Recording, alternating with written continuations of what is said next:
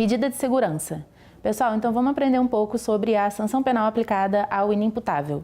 Lá em Direito Penal 1, a gente aprendeu que o crime é definido como uma conduta que possui tipicidade, ilicitude e culpabilidade.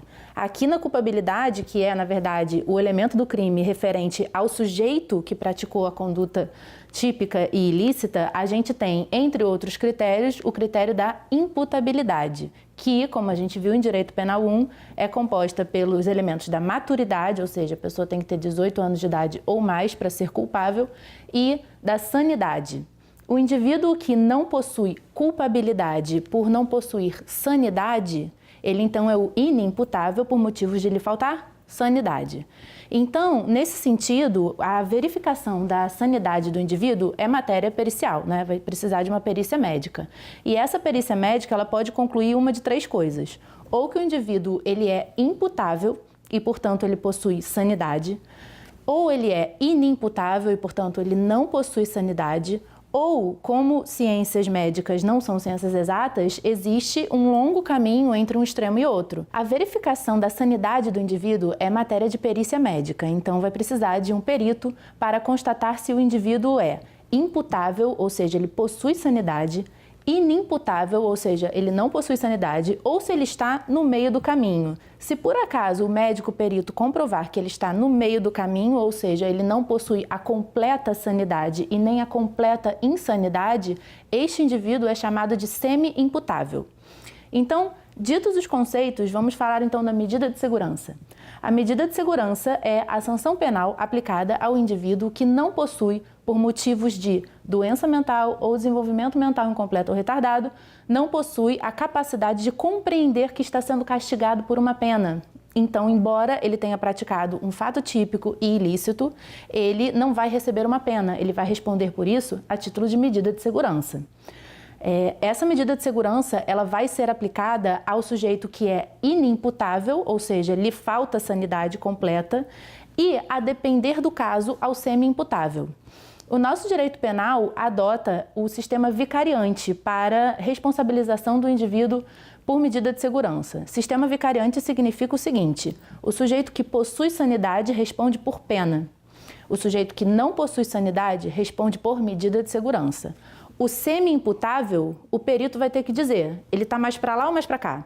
Se por acaso este semi-imputável está mais próximo de uma completa sanidade do que de uma completa insanidade, então o semi-imputável responderá por pena. Se, porém, o perito médico constatar que o semi-imputável está mais próximo de uma completa insanidade, responderá por medida de segurança. Esse é o sistema vicariante. Antes da gente adotar o sistema vicariante, a gente adotava um sistema chamado duplo binário. O duplo binário permitia que o semi-imputável, assim como o imputável, respondessem por medida de segurança depois do cumprimento da pena privativa de liberdade. Então era o seguinte, tanto o imputável quanto o semi-imputável, eles cumpririam pena privativa de liberdade e se, ao final do cumprimento da pena privativa de liberdade, isso se mostrasse necessário por um juízo de periculosidade ou de coisas vagas semelhantes, ele então cumpriria a medida de segurança. O que foi visto que não faz sentido, porque ou bem o sujeito tem capacidade mental de entender que está sendo apenado com uma pena, ou bem não tem e merecerá o tratamento pela medida de segurança. Então, por isso, superamos o duplo binário e adotamos o sistema vicariante. As medidas de segurança estão previstas no Código Penal Brasileiro entre os artigos 96 e 99. Então, vou pedir que vocês procedam com a leitura desses dispositivos. O artigo 96, ele fala das duas espécies de medida de segurança. A gente tem a internação ou o tratamento ambulatorial. Qual vai ser a medida de segurança aplicada ao sujeito que praticou o fato típico e ilícito e não possui sanidade? Bom, o artigo 97 traz uma regra dizendo que se o fato típico e ilícito que ele praticou for punido com detenção, o juiz pode submetê-lo a tratamento ambulatorial. Pode, ou seja, pode ser tratamento ambulatorial ou pode ser internação. O que se sugere é que o juiz não tente decidir isso sozinho, até porque matéria de tratamento médico não é coisa do direito, né? Então, legal é ouvir algum perito da área da saúde mental, né? Psiquiatra ou psicólogo. E, por fim, sobre a medida de segurança, uma coisa muito importante que a gente tem que saber é que A lei penal, o nosso código, não determina um limite máximo para o período de duração do cumprimento da medida de segurança. Então, dessa maneira, o critério trazido pelo Código Penal é que a internação ou tratamento ambulatorial será por tempo indeterminado, perdurando enquanto não for averiguada mediante perícia médica a cessação de periculosidade. Ele traz o período mínimo de duração, mas não o período máximo. Medida de segurança é sanção penal. Quando a gente tem uma sanção penal que não tem um limite máximo estabelecido em lei para o seu cumprimento, a gente pode estar diante de uma situação inconstitucional. Lembram que a gente viu em sala de aula que a Constituição veda penas de caráter perpétuo? Então, o indivíduo que não possui sanidade, se ele comprovadamente, ou seja, por perícia médica, demonstrar que ele ainda precisa desse tratamento ambulatorial ou dessa internação para sempre, a medida de segurança, em tese, duraria para sempre. E isso é um problema, porque medida de segurança é sanção penal. E sanção penal não pode durar para sempre. Entenderam o problema?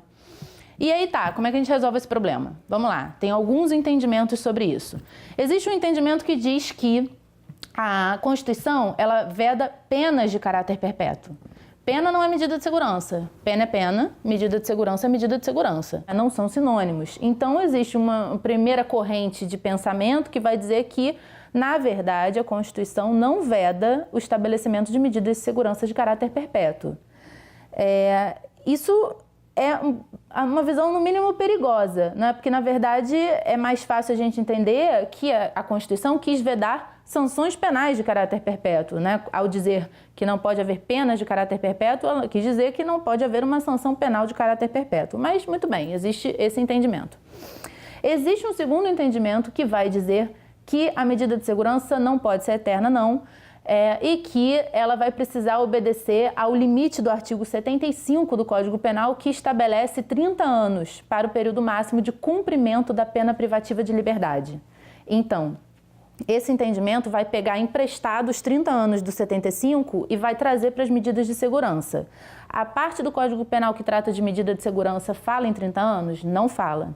Então, isso seria um entendimento que vai procurar uma analogia, né? Se a pena privativa de liberdade não pode durar mais do que 30 anos, artigo 75 do Código Penal, a gente pega esse período emprestado para dizer que este é o limite também máximo de cumprimento da medida de segurança. Existe um outro entendimento que vai dizer que esse sujeito que praticou o fato típico ilícito e não possui sanidade e, portanto, será submetido a uma medida de segurança, a gente tem que ver qual é o máximo de pena cominada ao tipo penal que ele praticou. E esse vai ser o período máximo de duração da medida de segurança a que ele será submetido. Então, é uma questão que ainda divide opiniões e o importante é a gente conhecer tudo que existe.